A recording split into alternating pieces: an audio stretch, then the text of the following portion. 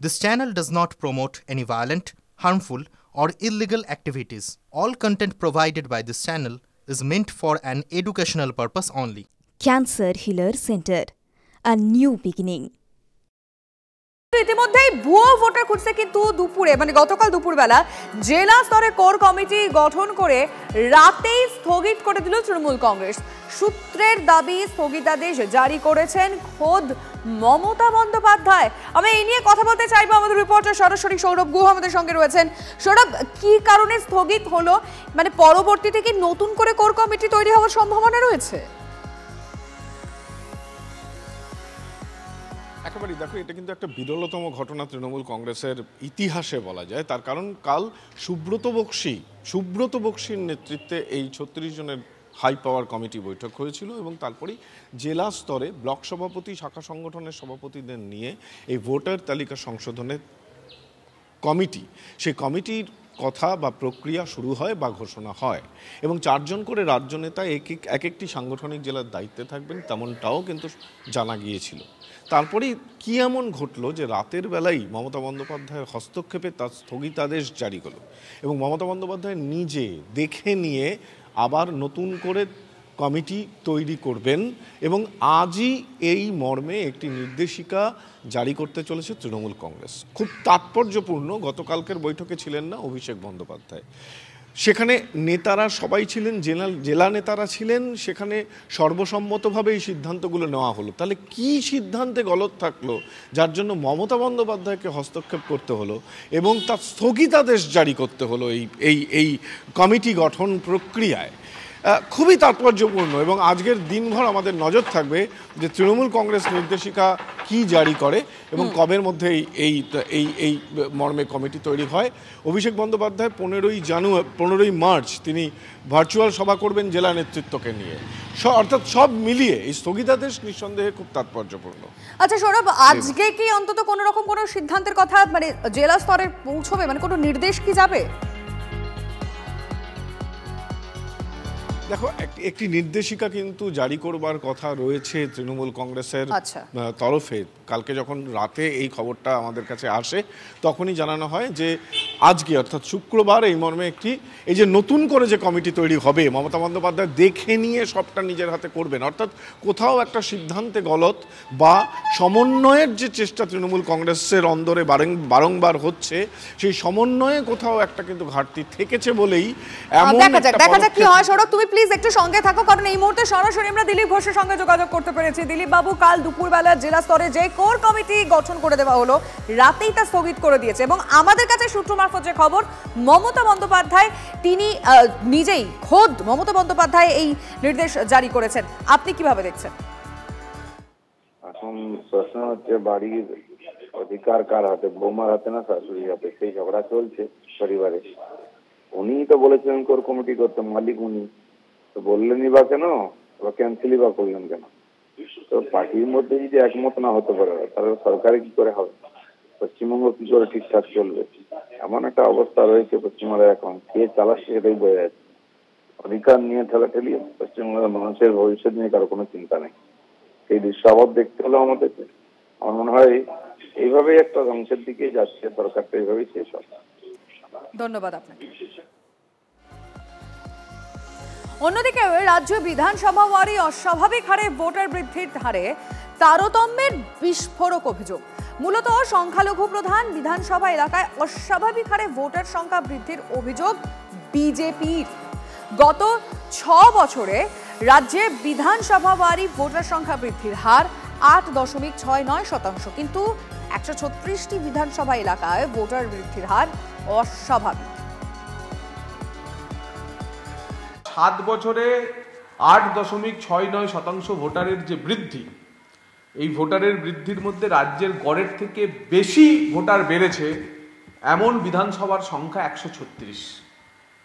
এই 136 বিধানসভার মধ্যে 82টি বিধানসভা মুসলিম অধ্যুষিত এবং রাজ্যের যে গড়, সেই গড়ের থেকে কম ভোটার বেড়েছে সেই বিধানসভার সংখ্যা 158। এর মধ্যে মুসলিম অধ্যুষিত বিধানসভার সংখ্যা 13। তাই বাস্তব সত্য পশ্চিমবঙ্গের ভোটার বৃদ্ধির তা হলো যেখানে মুসলমান সংখ্যা বেশি সেখানে ভোটার সংখ্যা বেশি। আমি একটু কথা বলতে চাইবো আমাদের রিপোর্টারের সঙ্গে, অপর রিপোর্টার প্রদীপ্ত কান্তি ঘোষ আমাদের সঙ্গে রয়েছেন। প্রদীপ্ত, বিজেপির অভিযোগটা এক্স্যাক্টলি কি? মানে সংখ্যালঘু ভোট বাড়ছে? দেখো, বিজেপি অন্তত সেটা স্পষ্ট করেই তারা বলে দিচ্ছে যে মুসলিম প্রধান যে বিধানসভাগুলো রয়েছে সেখানে রাজ্যের যে ভোটার বৃদ্ধির যে গড় তাকে ছাপিয়ে গিয়েছে এবং সেটা অস্বাভাবিক। তার কারণ তারা যে যুক্তি দিয়ে দেখাচ্ছে রাজ্যের গড় 8.69% হলেও রাজারহাট নিউ টাউন সেখানে শতাংশ পৌঁছে যাচ্ছে 19-এর বেশি। ক্যানিং পূর্বে একই রকম অবস্থা, বারুইপুর পূর্ব পশ্চিম, সোনারপুর উত্তর, কসবার গুলশান কলোনি নিয়ে বারংবার চর্চা হয়েছে, সেখানে 13 বেশি শতাংশ দেখা যাচ্ছে। ফলে বিজেপির বক্তব্য এই সমস্ত এলাকায় আদতে অনুপ্রবেশকারীরা রোহিঙ্গারা তাদেরকে বসবাস করার সুযোগ রাজ্যের শাসক দল করে দিয়েছে এবং তার ফলশ্রুতি কিন্তু এই ভোটার লিস্টে প্রতিফলন হয়েছে।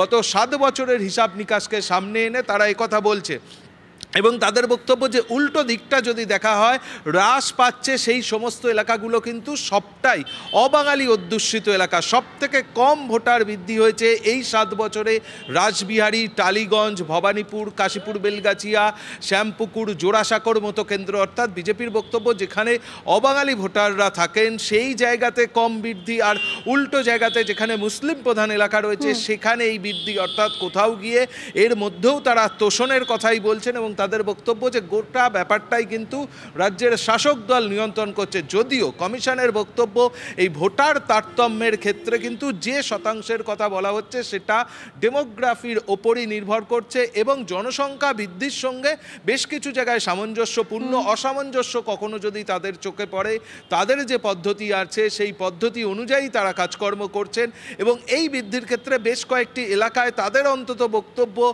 যে এই সমস্ত জায়গায় আবাসন তৈরি হয়েছে, ফলে মানুষজন সেই সমস্ত এলাকায় পৌঁছেছে। এবং সকালে আমরা যখন তৃণমূল কংগ্রেসের নেতাদের সঙ্গে কথা বলছিলাম তাদের যুক্তি হচ্ছে যে মুসলিমদের মধ্যে জনসংখ্যা বৃদ্ধির হার অনেকটা বেশি এবং সেই কারণেই এই ধরনের প্রবণতা লক্ষ্য করা যাচ্ছে। বিজেপি অহেতুক এটার পিছনে রাজনীতি করছে, অন্তত তৃণমূল কংগ্রেস সেই দাবি করছে। কমিশন অবশ্য গোটাটার মধ্যে তাদের বক্তব্য এই ধরনের অভিযোগ যদি তাদের সঙ্গে থাকো।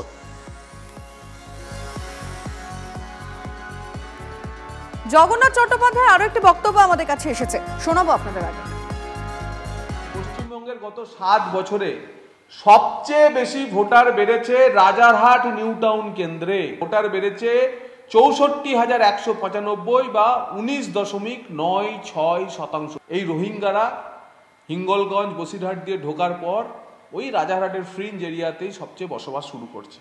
তাই পশ্চিমবঙ্গে প্রথম 10টি যে কেন্দ্র যেখানে সবচেয়ে বেশি ভোটার পাওয়া গেছে, ভোটারের বৃদ্ধি হয়েছে, সেগুলি হলো রাজারহাট নিউ টাউন, বারুইপুর পশ্চিম, সোনারপুর উত্তর, বারুইপুর পূর্ব, সুজাপুর, ক্যানিং পূর্ব, শামশেরগঞ্জ, ইসলামপুর, ভাঙর, সুতি এবং কসবা। গুলশান কলোনিতে ওই এলাকা যে কসবা, সেই কসবাতে গত 7 বছরে ভোটার বেড়েছে 13%, প্রায় 42,000। গত 7 বছরে সবচেয়ে কম ভোটার বেড়েছে মাত্র 2%। 7 বছরে ভোটার বেড়েছে 4,000। সেই কেন্দ্রটির নাম রাসবিহারী কেন্দ্র। তারপরে কোথায়? তার পরের কেন্দ্র কাশীপুর বেলগাছিয়া, 2.2%। এটাও একটি হিন্দু বহুল মোটামুটি বিধানসভা কেন্দ্র। এবং ভবানীপুরেও ভোটার বেড়েছে 2.7% বা 5,538 গত 7 বছরে ভোটার বেড়েছে। অর্থাৎ এই হিন্দু প্রধান এলাকাগুলো থেকে ভোটারদেরকে তাড়িয়ে দেওয়া হচ্ছে, ভোটারদের নাম কেটে ফেলা হচ্ছে, আর মুসলিম বহুল বিধানসভা কেন্দ্রগুলিতে ভোটার সংখ্যা অস্বাভাবিকভাবে বাড়ছে। এটাই হচ্ছে পশ্চিমবঙ্গের ভুতুরে ভোটারের আসল রিয়েলিটি। এই মুহূর্তে আমরা টেলিফোন লাইনে যোগাযোগ করেছি শওকত মোল্লার সঙ্গে, তৃণমূল বিধায়ক। আপনাকে টিভি নাইন বাংলায় স্বাগত। আপনি কিভাবে দেখছেন বিজেপির এই অভিযোগ, যেখানে বলা হচ্ছে যে সংখ্যালঘু প্রধান যে সমস্ত বিধানসভা এলাকা রয়েছে সেখানে ভোট অনেকটাই বেড়েছে, মানে ভোটার সংখ্যা অনেকটাই বেড়েছে? আপনি কি বলবেন? দেখুন, ভারতবর্ষ যে একটি সেকুলার আসলে ধর্মনিরপেক্ষ দেশ, এটা আসলে বিজেপি তাকে সম্মান দিতে চায় না। বিজেপির মূল কাজটা হলো সাম্প্রদায়িক উস্কানি দেওয়া। শুভেন্দু অধিকারী থেকে শুরু করে সুকান্ত যারাই আছে, এদের মূল কাজ হলো বাংলায় সাম্প্রদায়িক উস্কানি দিয়ে হিন্দু মুসলমানদের মধ্যে দাঙ্গা করানো।